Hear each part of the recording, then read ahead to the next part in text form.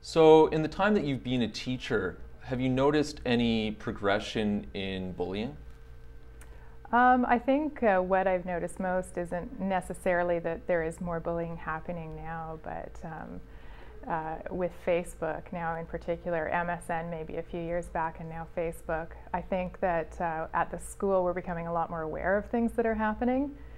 In the past, right, most of the bullying that was happening before school, on the way to school on a school bus or walking, maybe at recess when there's less supervision. But within the classroom, there was very little bullying that I ever witnessed or had to address. Now kids are going home and getting on Facebook, and their negative things are coming out there, and personal attacks and exclusionary things, threats, and because we have access to it at times, it's being brought back to the school and being addressed at the school level.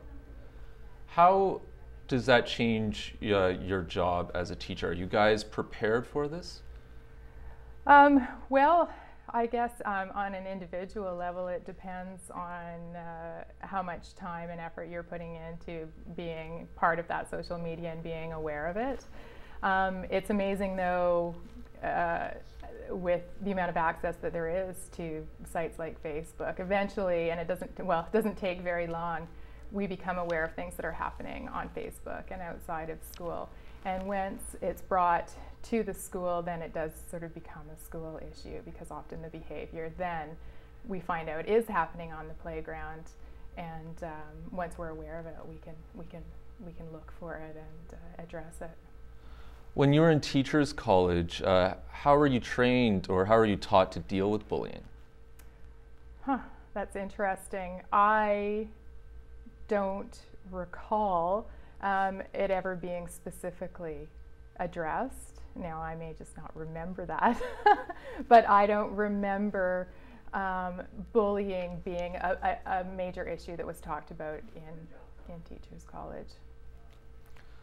So with a lot of this happening outside of schools with Facebook and social networking and kids getting on their computers when they're outside of school, how is this still a school problem even though it's happening outside of school grounds? Well, I guess it's happening outside of school grounds, but it's being brought back into the school when the kids show up the next morning. So,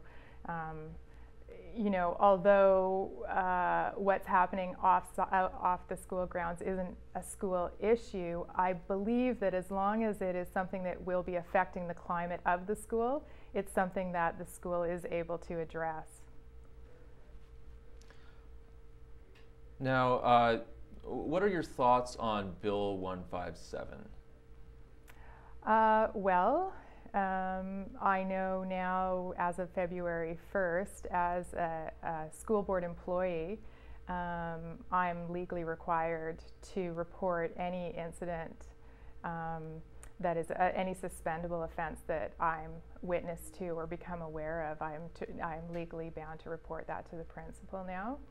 So, that's definitely something to be aware of. And although I think that probably was happening for the most part before February 1st, I think it's giving teachers cause to sort of think about a little bit more, maybe about what's happening in their classrooms and out on the schoolyard. It seems maybe for like a casual observer that perhaps in some ways the discretion that a teacher might have in dealing with this is taken away by going to a principal. How do you feel about that as a teacher? Well, I think that that if it is an offense serious enough for suspension, then me as a classroom teacher, I don't know that it's necessarily my position to judge whether that's something that should be addressed with the families, the students involved and the families involved. So it's hard to imagine a bullying situation that wouldn't be serious enough for me to report to the principal anyway. I think what it's doing is just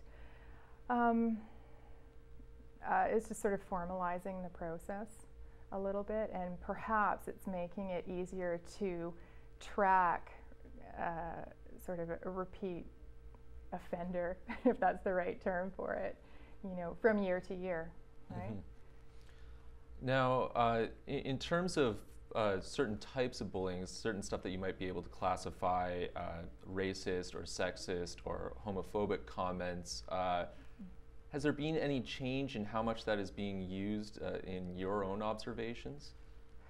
I mean, I couldn't say if it's increased or decreased. I mean, I remember that from when I was a kid, those sorts of comments were made. I mean, that's one interesting thing about that bill, is that it does bring that to light, that is an issue in the schools, and that may be a good example of some of the things that perhaps weren't being reported to the office in the past. And that now will be reported and addressed. So I think what that's going to do is open the door to a lot more education around the issues of racism, sexism, and homophobia within the elementary schools, and that is something that as a teacher needs to be addressed and kids need to be educated about more often, and that it's not okay just to make an offhand comment, and that's a serious issue that will be addressed by the school. In the long run, do you think Bill 157 will have a positive impact? I think it will. I think it will, because I think it's going to just create more dialogue around the issue. I think the principal is now required to inform the victim of any act of bullying or harassment that it's happened at the school. So that's going to bring the home, the parents into the school and get them involved. And I think that it's just going to open it up a lot more, and not, and it will perhaps open up the door to some more solutions. Great. Thanks a lot for joining me today, Lara. You're welcome. Thanks everyone for tuning in.